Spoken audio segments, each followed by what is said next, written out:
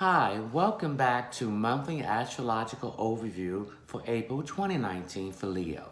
You can reach me at readingsbyleonardtmunston.net or my email address mercury524 at msm.com, or my Facebook business page readingsbyleonardtmunston.net. Leo, your progressive sun or your solar sun is in your ninth house. The ninth house is the house of Sagittarius, which represents foreign travel, higher education. It represents dreams, mysticism, philosophy, religion, higher mind, universal truth. It represents speculation. It represents foreign cultures. So, Leo, you're in the process of thinking about doing a trip somewhere foreign or learning something new about other cultures besides yours. And also, with Jupiter, the ruling planet of Sagittarius, in its home base of Sagittarius, you will be seeing new opportunities in these fields. Jupiter is the ruling planet of Sagittarius, a planet of good blessings, new opportunity, expansion, truth, and karma. If you have put out good karma, now some of that is coming back with Jupiter and Sagittarius. But the most important thing with Jupiter and Sagittarius is to pick the opportunity that's going to have the longevity associated with it. Do not get involved in something that is going to be short-lived. Okay? All right, now we have some planets moving here. We have Mercury in Pisces. Mercury just went direct on the 20th of March, and it's still a shadow period. It's a pre-shadow period and a post-shadow period. The reason of the shadow period is to make the planet pick up speed. So in the last 3 weeks, you had a chance to go back 3 months when the last time Mercury was retrograde to correct any situation that needed to be correct. Now that once direct, you can use that information to move into the new aspect of it. Okay, each day it will pick up another aspect of speed. It won't be at its full speed till the 15th of April. So if you can wait to make any decisions, any commitment, to sign any papers, that's fine. But each day it picks up speed, so we're moving out of that retrograde. Okay, we also have Saturn and Pluto in Capricorn that deals with career, employment, success, and moving up the ladder, and deals with public image and reputation. So we need to be on good parts for that. Then we have Pluto. It's also in Saturn, which represents dealing with things that's been hidden inside of you and bringing them out. Okay, something to do with your father, a father figure that you admire in your life.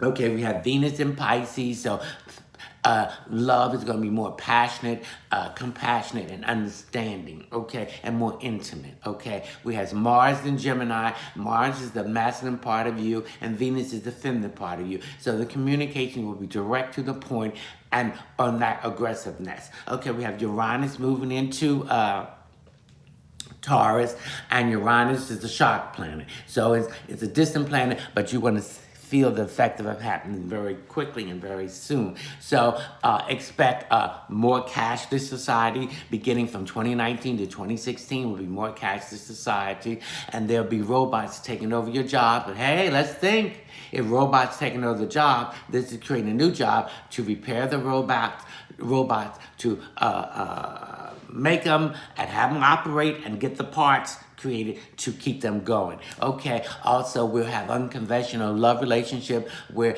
people will be at long distance and it'll be more accepted because of YouTube, FaceTime, and all the different Skypes and everything, and texting. Also, the LGBT community will make great advances between 2019 and 2026 when this transit is going to be in that aspect. Also, age difference, you're finding more older men dealing with younger women, more younger women dealing with older men, younger men doing with younger women, and vice versa, okay? And the same thing as in the LGBT community. Also, this is the time to speak your truth, your throat, your fifth chakra. Don't hold things in, speak what you need to say out, and be diplomatic about it. The presentation is more corrective than you take the anger out of. So let's rehearse that. Let's look in the mirror and say what we have to say to ourselves in the mirror. So we take the anger out of it. So when we have to deal with the person, we don't have that anger, and the situation will be much better for you. Also, it's time to get out in nature.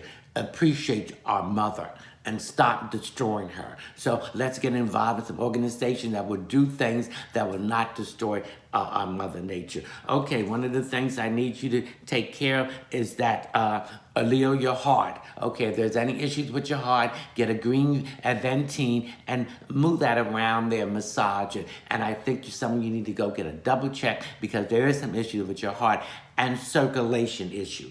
Okay, being in the ninth house, we need to deal more.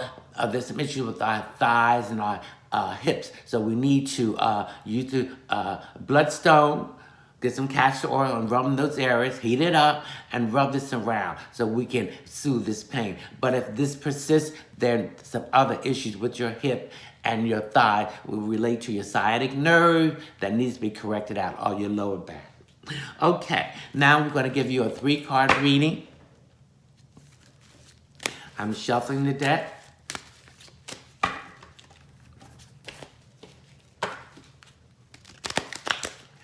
Okay, the first card is the past. Okay, so the first card in the past is 7 of Cups, and Cups represents the emotions. So this is an emotional issue or situation. 7 is Libra, balancing all relationships out, creativity, open enemies, the house of spiritual blessings, the house of diplomacy and diplomatic decisions and not making a decision, the house of others and legal situation. And Cups represents water signs would have feeling. So this is a Pisces, a Cancer, or a Scorpio. So there's a balance out in this relationship with that person. The next card is your present situation. This is a card that's crossing you, it's opposing you, it's an opposition to you, it's a challenge. So we're going to turn this around and be positive. And this is 5 of Wands. And 5 represents movement and change, with some instability in this movement and change because there's some competition. You will knock the competition out. And Wands represents growth, it represents action, it represents look at the big picture before you jump. And Wands also represents karma. If it's good, it's coming back to you in blessing. If it's bad, it's coming back to you in circumstances. And the future card, this is another negative opposition, a challenge. So we're going to turn this around. And this is the Knave of Pentacles. And Pentacles represents materialistic things, finance. It deals with your higher mind. It deals with your gifts, your profession. It deals with paperwork going back and forth. And it deals with growth, money growth. So it's like you're getting a budget together, getting everything together to see where you can cut to pay off debt. So I see money coming to pay off debt. Some income tax money will be used to pay off the debt, or some renovation. Also, Wands represents Virgo, Capricorn, or Taurus. I hope you enjoy your monthly overview for Leo. I will see you in May when I do your May monthly overview. Ciao.